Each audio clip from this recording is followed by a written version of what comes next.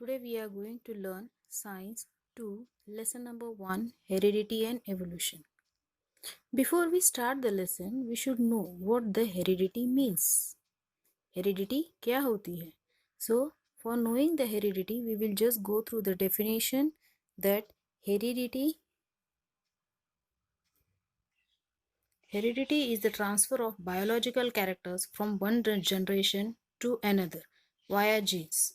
Means the characters which we are getting it from parents, that is the offsprings we are getting it from parents, that are called as a biological characters. In that, the color of the skin, structure of your body, shape of your eyes, lips, nose, height, maybe the weight also, they comes in the biological characters.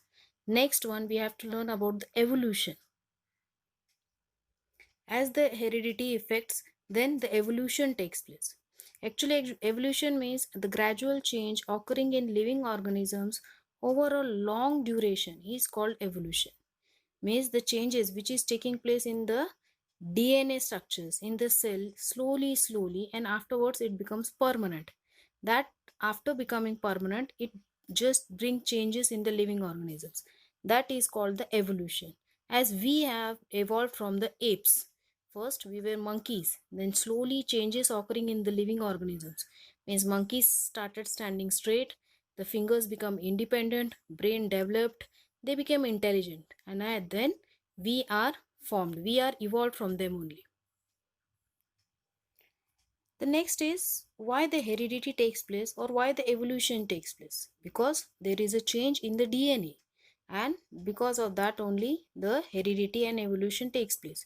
So first we will see what DNA is. DNA means deoxyribonucleic acid. The DNA structure is double helix, means two parallel strands are there.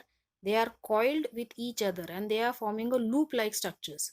We see this type of structure DNA. In this structure we have learned in 9th standard.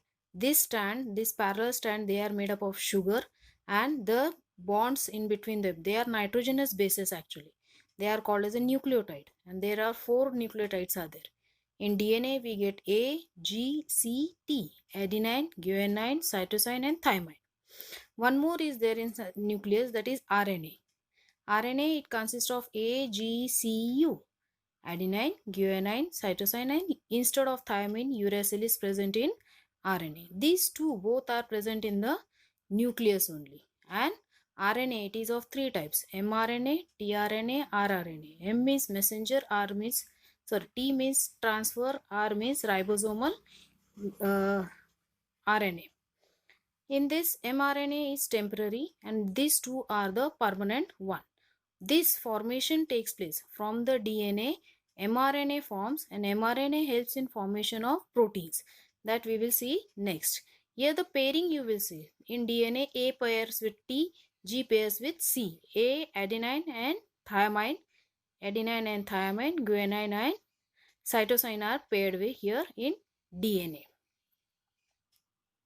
Now, where actually DNA is present? DNA is present in the nucleus. This is a cell. Cell is a fundamental unit of your life, living organisms.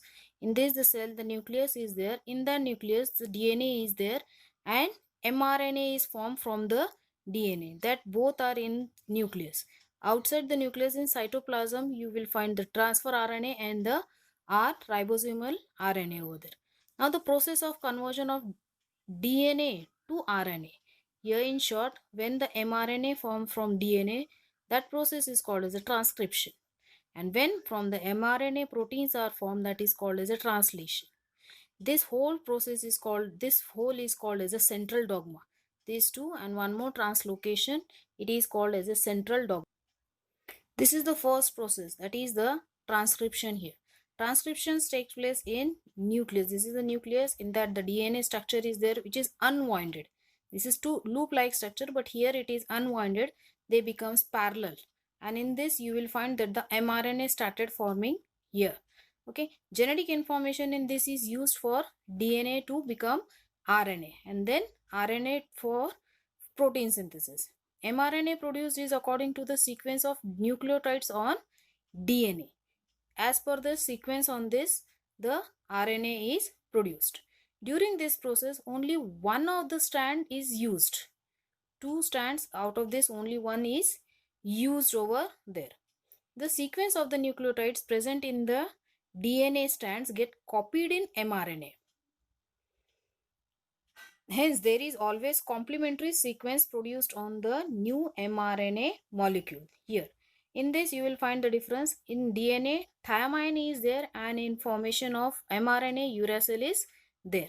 This is a mRNA produced over there.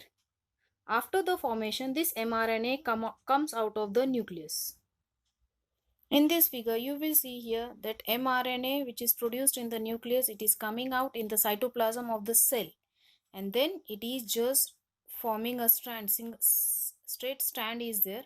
In this strand, you will see that the tRNA, they are coming out with the anticodons. On the mRNA, we will find the codons over there. Three nucleotides are there. These 3 paired 1 nucleotides are called as a codon. Like this, 1000 pairs of codons are there on the mRNA, and the transfer RNA, which is there in the cytoplasm, it is coming with the anticodon, combining with the codons, and they are forming the protein molecules here. Like this, the codon and anticodon combine up and they form up molecules of amino acids. They combine together, they are combining with peptide bonds, they are forming the proteins over there.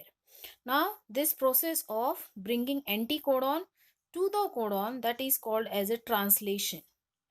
Then after, when the translation is going on, there the ribosome is there. The ribosome is moving along with the mRNA from one end to the end, last end, till all the codes get anticodon and code, they get combined and protein molecule is formed.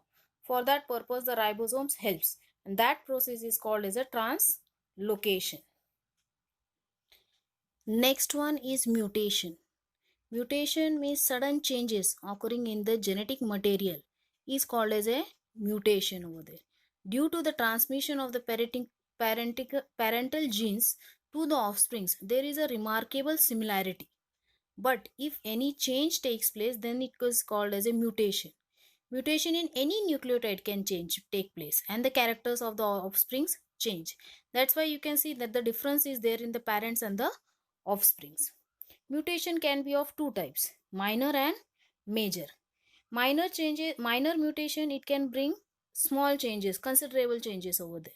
But sometimes it can bring a genetic disorder also, like a sickle cell anemia that you have learned in the last chapter, in last standard. Mutation is a long lasting or everlasting process which leads to the process of evaluation. The proof of the Darwin's theory just give the explanation of this. In this part, we learn about the translation, transcription and translocation mutation. In the next part, we are going to learn about the evolution and the evidences of evolution.